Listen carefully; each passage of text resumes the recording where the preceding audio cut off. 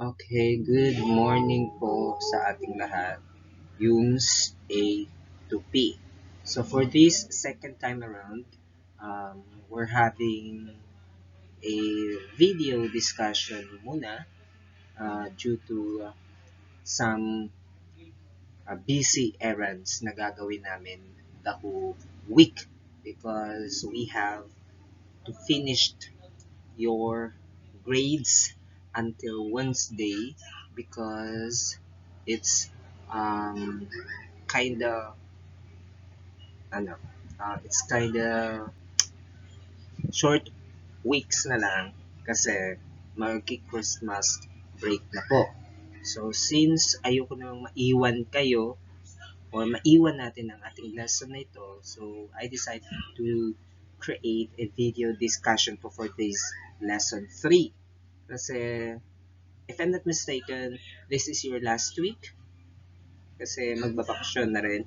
And also, gawaan namin ng card. And the deadline of our, the due date na kailangan namin matapos ang iyong card will be on Wednesday, this coming week.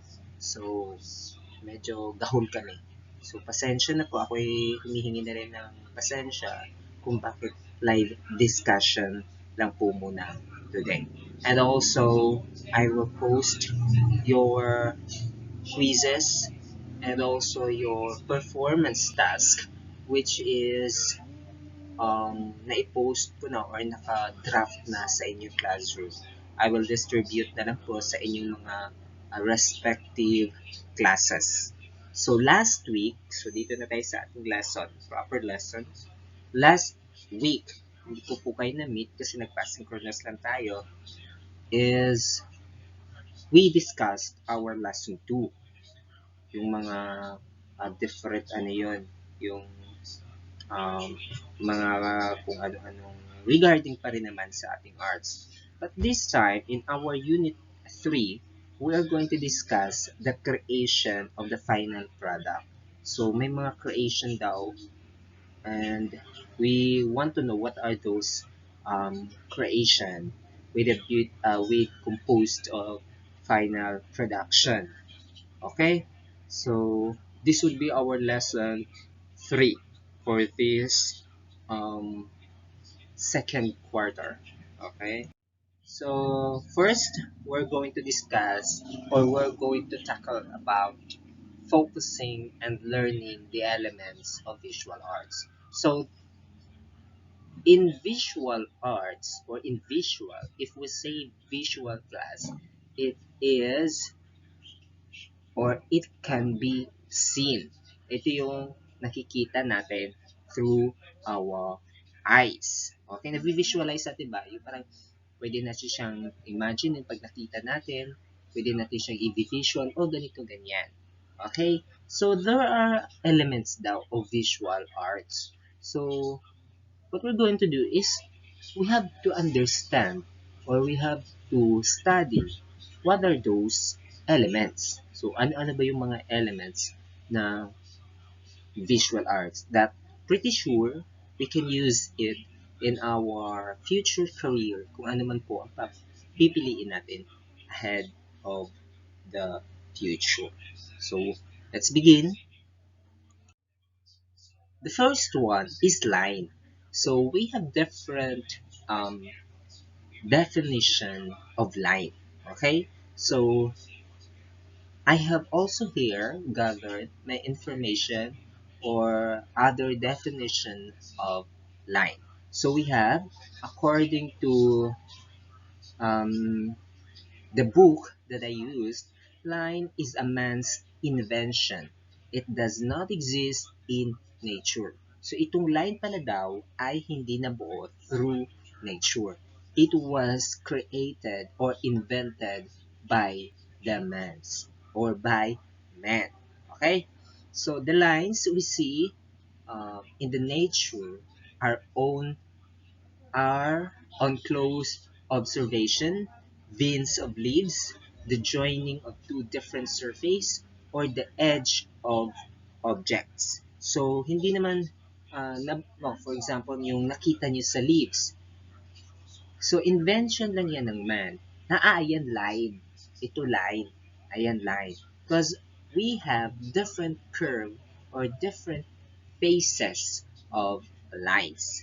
Joining to um, joining of two different surface, may iba't iba pong kanya-kanyang surfaces ang lines. So, gawa daw po yan. O ini-invent or ini-invento ba yun? Ini-invento lang ng man. So, the artist uses lines or the artist uses lines to imitate or to represent objects and figures on a flat surface. So, they invented the or imitate or used lines to create or represent objects sa flat surface. Yung parang inilipat na or ginuhit na nila sa flat surface. So, lines have many qualities which the artist exploit. So, may mga iba't ibang qualities ang line. So, they may be short or long, fine or thick, heavy or light, wavy or jagged, straight, or wave. So, hindi naman ibig sabihin na class, pag sinabing line, ay ito lang yung straight line. We have different types of lines. So, mayroon pa curved line. We also have short and long line. We also have fine or thick, manipis lang, and also makapal. So, we have different texture or qualities ang ating mga lines. And then later on, pag-aaralan natin yun kung ano-ano yung mga kinds of line na yun. Kasi may mga kanya-kanya din siyang pangalan. Okay? So, next, they usually delineate shapes. So, yung mga lines daw ay makakabuo through their dito, yung kind nila, it's either thick or thin, small or short, or curve or straight. Nakakabuo daw sila ng mga shapes. So, used across on within a shape.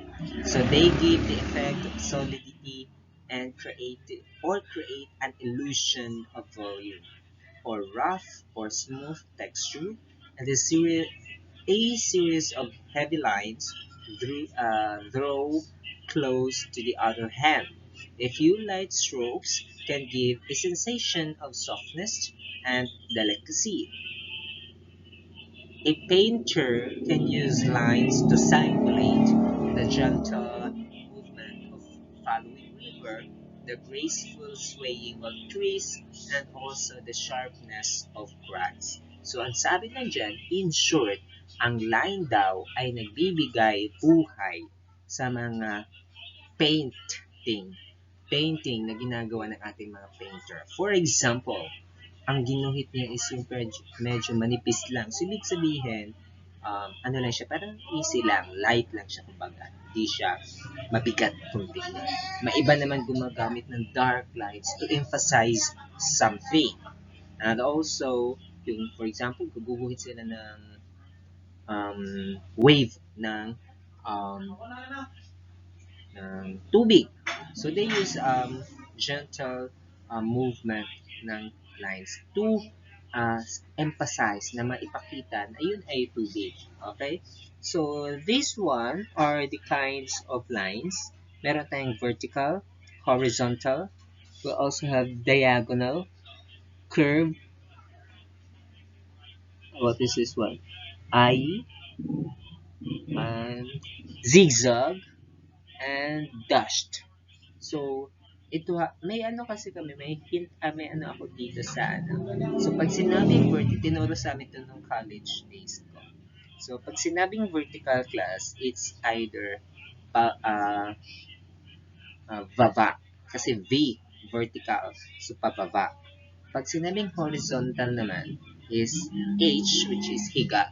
So, pahiga naman siya. So, small ano lang naman, pang konting idea. So, kasi many students confuse what is vertical line and horizontal line.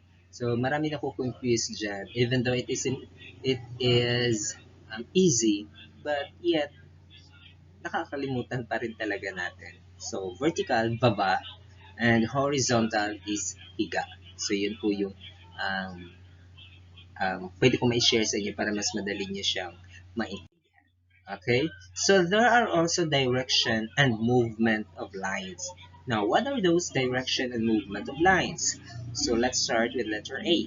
So, horizontal line creates an impression of serenity and perfect stability since we associate it with recycling forms in nature such as sleeping or with the horizon. Okay? So, parang yung parang straight line lang talaga siya. So, nakakagawa daw siya ng impression of serenity and perfect stability. We also have vertical, which is baba. A vertical line appears poised and stable. So, parang pag nakatayo yung ano natin, vertical line is para siyang may poise daw and stable. So, parang hindi na, yung parang stable siya, strong command, kumbaga. We feel that straight three is strong, and that person who stands tall is one who has confidence himself. Okay? So, yung mga nakahiga daw, straight line, parang malalakas. So, that is why, meron tayong sayings na who stands tall is one who has the confidence in himself. So, parang malakas yung aura pag naka-vertical line daw. So, we also have diagonal line implies action. So, a man who is running bends forward assumes a diagonal position.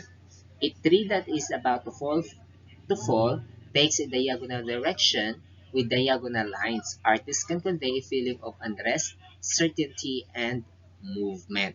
So, pag naka-diagonal na daw, so, pero parang medyo may something na um, parang may, kung ikukumpara natin sa ano ha, so magbibigay siya ng problem or yung parang may babagat na pinagdadaanan. When it comes to curved line, it results when there is a gradual change of direction. So, pag nagbago na yung direction, ay kaya doon na-emphasize yung ating curved lines because it is gradual. It shows fluidity when we see this in the curves of human's figure, in the rounded petals of flowers, and the shape of crescent moon. So, para ang curved lines so, is para siyang fluid, kumbaga, parang easy to go. Parang hindi siya strong enough to carry herself or himself. So, parang kailangan niya na malumanay or hindi niya, yung parang ano siya, kung sa ugali ng tao is hindi siya yung strict, kumbaga. Parang may soft-hearted din siya. Parang ganun.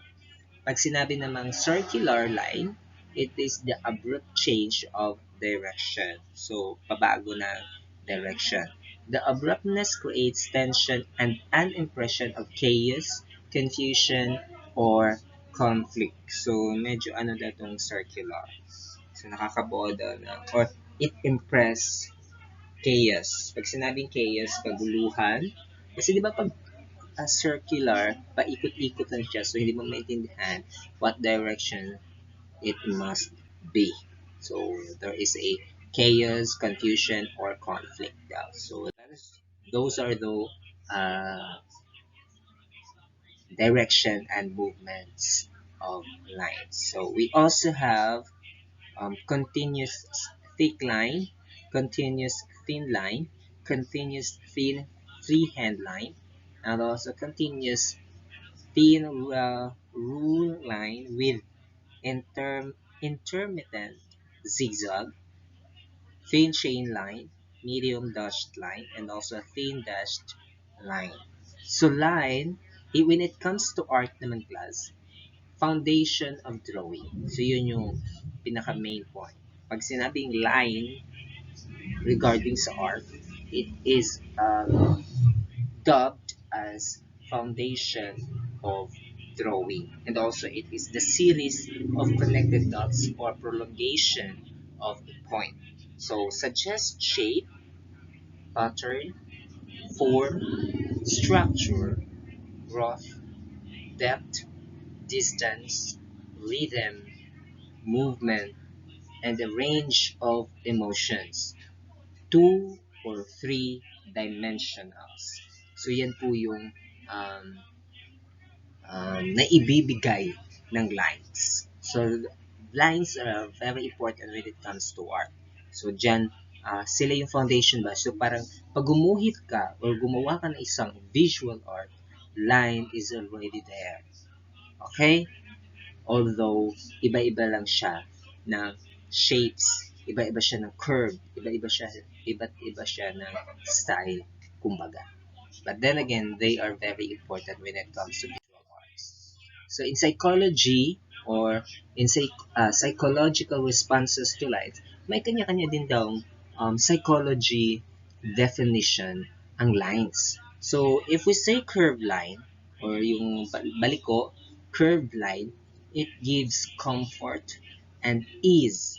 So pag sinabing comfort, parang binibigyan ka na yung calmness. So parang ano muna, kumbaga exhale, inhale muna. So parang calmness, comfort, and ease. Pag sinabi namang horizontal line, it is a distance and calm. So parang dumistansya muna, horizontal. Okay? Pag sinabi namang vertical, it is a height and strength. So pag nakatayo siya, ay nagpapakita tayo ng taas or height and also the strongness or kung gaano siya ka-strong or strength niya. Jog naman, it is dubbed as turmoil or anxiety. So, yung jog natin is, saan ba yung jog? Wala siya dito sa ating ano. So, ano daw siya, nagpapakita na siya or yung emotional response niya is turmoil and anxiety. So there are different expressive qualities to lines. So mga different expressive. The first one is freehand lines. So ang freehand line, it is a personal energy and mood of the artist. So walang ano, kumbaga walang main point or idea talaga ang freehand line. So from the word itself, free.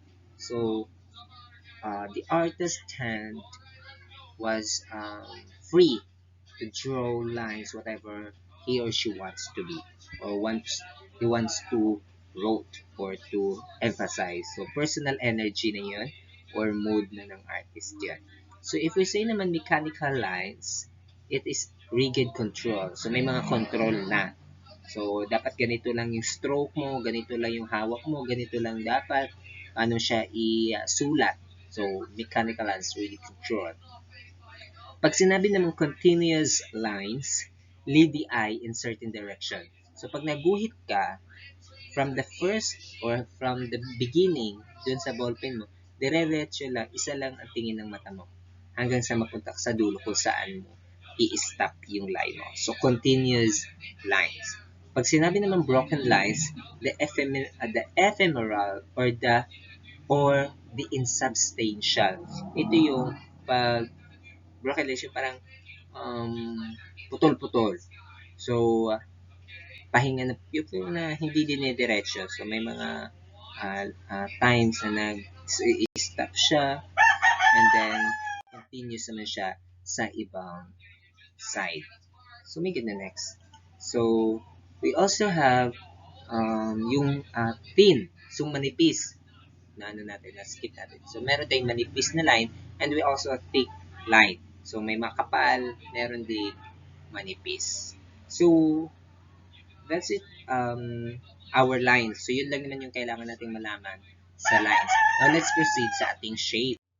So, sa shape naman class, there are different shapes but we have major shapes talaga. So, in art naman, meron din yung shapes na kailangan nating malaman when it comes to art.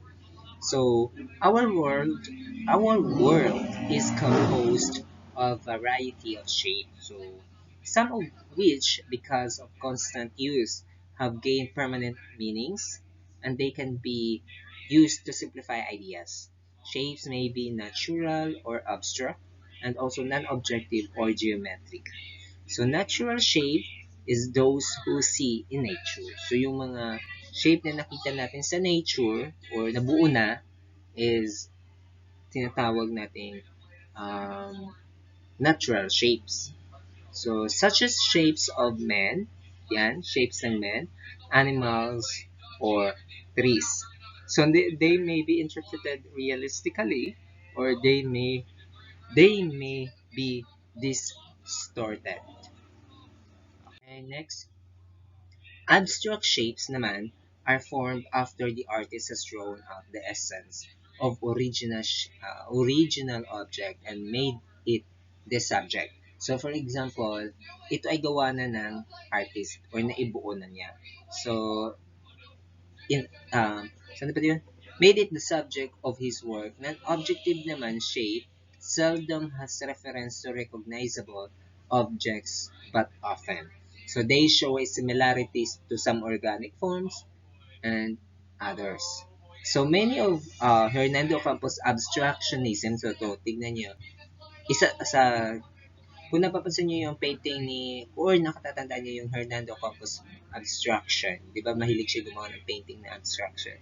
Such as on the stage curtain of the main stage of the cultural center of the Philippines is one of a kind daw.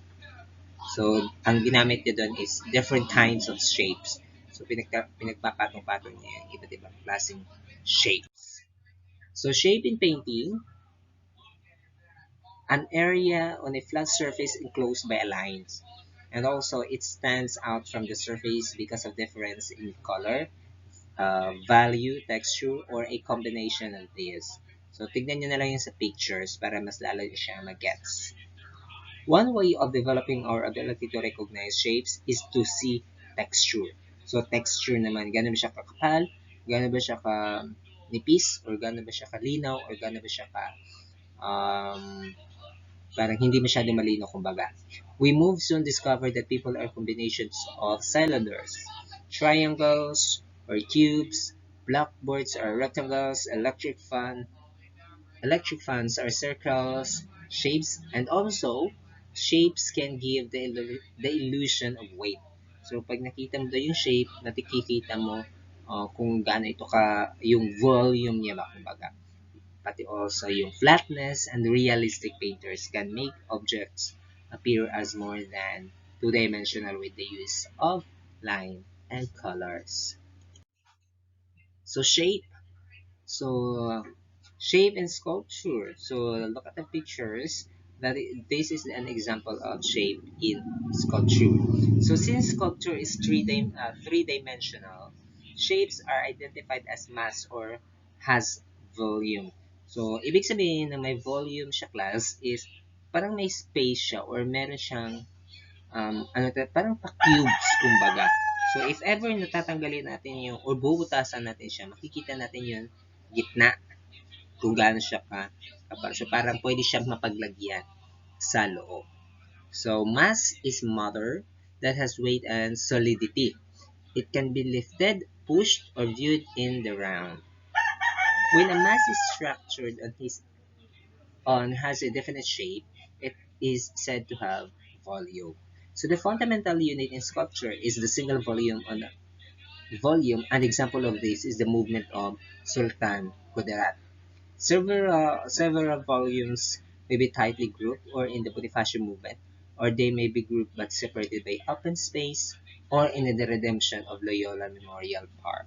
So, yung mga nabanggit na places, yun daw yung may mga shape in sculpture na merong mass or volume. Ayan.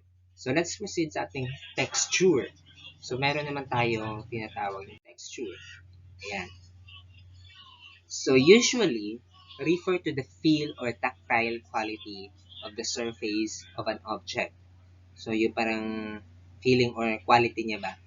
Whether the surface is rough or smooth. Yung parang makinis ba siya na yung line niya or manipis or hindi siya makin, so rough siya, yun po. So, texture niya. For the sculpture and the architect, texture results chiefly from the physical properties of the materials they use. So, depende sa gamit nilang materials daw. The sculptor can produce any blend of texture that he wants his work to have.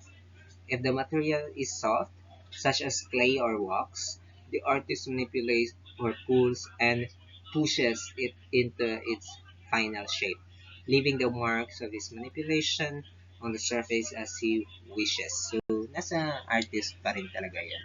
He can polish finished work to give it smoother texture. Some artists also, or the architect, use brick and wood to produce patterns on the walls like hollow blocks yung parang pinagpapatok-patok to create a building. Artists also uses passages of journal lettering and manuscript as part of the textural areas in their paintings. So, so that is our texture. So there are two varieties of texture. We have tactile or actual texture and also visual texture. If we say tactile or actual, it is real texture is one you can actually feel with your hand, such as piece of sandpaper, wet glasses, or animal fur. It also can be created by an artist by doing a collage. So, nakikita daw natin mismo, nahahawakan, if you feel. Pag sinabi naman visual, it implied as yung nakikita lang. So, it is the result from painting or drawing as the real texture. Visual texture is an illusion of texture created by an artist. So, illusion na parang i-imaginein mo lang. So, yun. Unlike sa tactile, it is real, tunay. So, dito naman tayo sa color. So, from lines, shape, and ang tawag na isa, nakalimutan ko na. And also the color. Meron din tayong mga iba't ibang klaseng color na dapat nating malaman. So, ano ba yung kulay? Pag sinabing color, it is, it, color is not a permanent property of things we see around us. It is derived from light, like sunlight or artificial, like the fluorescent light under a weak light. We see some color, but under a bright light, we see more colors. So, color is a sense of wavelengths which strike our retina. So, hindi daw yan literal. Kapag tinignan natin yung yellow, is yellow talaga daw yan. So, parang pagdating lang natin yan sa ating eyes. That is why may mga color blinded, ang tawag doon, no, color blinded ba? Or color blinded? Blinded color. So, may mga ganang may mga ganang individual na pag tinignan nila, iba, for example, white para sa atin, sa ating mga, pag tinignan natin ng isang bagay, tapos kulay white siya, pero pag sa iba, ay hindi siya kulay white, color white. Wala siya nakikitang color. So, para siyang transparent, kumbaga. So, may mga ganun. So, yung pagbuo natin or nakita natin may mga color yun siya or may nakita siyang anong kulay. Dahil po yun sa ating retina, sa ating mata. So, every ray of light coming from the sun is compound of different waves. So, yung mga nakikita daw natin na ng light, yung liwanag na nagmumula sa araw, pag nakita natin yan, is ang lumalabas pala daw dyan ay vibrate and different speed. Pero walang kulay talaga yan. Then, pag nakita na natin sa ating mga mata, mabubuo na yung colors through our retina. We can confirm this scientific fact if we allow a beam of light coming from the sun. It's compound of different waves which vibrate at different speed. So, ito yung explanation daw. So, an object has a color quality called pigmentation, which enables it absorb some of the colors and reflect only one. A red rose appears red because it reflects red waves. Yun. So, kaya daw naging pula or makikita natin pula ang isang rose na pula dahil yun sa um, na na-reflect or nakuha ng rose yung red waves. And also, yun yung na-absorb niya. So, some object did not have color. So, may mga object talaga daw na walang color. Some are black, white, or gray. These are not present in the color spectrum. So, yung may tinatawag tayong wheel of color ba yun? Yung bilog. Yung parang basta tinuro yun ng elementary. Kaya, hindi ba kayo nagtaka? Wala doong gray, wala doong white and black. So, hindi daw pala siya belong sa mga colors. So, they differ in quality of light that they reflect. So, iba yung um, quality of light na meron sila. They are called neutrals since they do not reflect all colors and draw results from a particular reflection. So, neutral sila, nasa gitna lang sila. Wala silang ibang kulay na combination na po. Okay? So, it is kaya ka nabubuo ng yellow-green dahil combination siya ng yellow and green. So, nagiging yellow-green siya. Sila, yung black, wala. So, yun yung color. So, we also have physical properties of colors. Ano yun? So, we have hue. Pag sinabing hue, it is the quality which gives a color to its name. The colors of the spectrum are therefore called hues. Ano yung hues? Hindi masyadong ano yung hues. Okay. So, value-adding neutrals such as black or white to any hue, blue or red. So, kasama pala sila sa hue colors itong black and white. And also, excuse me, blue or red results in changing the quality of light in red. When white is added, we get light red. Okay, tama. So, pag pula daw, tignan nyo naman sa picture. So, ang pula at puti, pag naging nabuo siya, makakabuo siya ng um, ano? Light. We get light red. So, para hindi siya dark red. The lightness or darkness of a color is called value. So, yun pala yung tawag na doon. Value. Yung combination ng yung parang from dark to light, makakabuo siya ng light color or darkness colors called value. So, intensity or saturation. So, intensity is the strength of colors of hue. So, gano'n siya katapang or gano'n siya ka-dark color. It refers to the quality of light in a color. Red, for instance, may be seen as bright red if only the rays of light are reflected. But if any of the complementary green rays, were reflected in it, the effect will be duller color. Yung parang dull na siya, hindi siya, walang buhay na kulay, kumbaga. If green and red were balanced, the resultant color will be a neutral gray. Ayan, green and, ayan o, parang gray daw ang nabubuo. Neutral gray. So, tandaan po yung tatlong neutral colors. We have black and white and gray. So, shading color, sculpture. Ano, hindi pala siya. It's color pala, shading color. So, color may give spatial quality to the pictorial field. And also, color may create a mood and symbolize these ideas and express personal emotions. And also, color has the ability to arouse sensations of pleasure because of well-ordered system of tonality. So, ito yung mga value ng colors. Ayan, may mga value of colors dito tayo. So, value is a tonal relationship between light and darkness. Dark areas in painting. So, value is an element that must be considered about the other elements such as line, culture, texture. So, yung mga nabanggit natin kanina, yung line, color, texture, and shape, ay elemento sa paggawa ng isang visual art po. So, yun lang yung pinaka-importante doon. Ayan.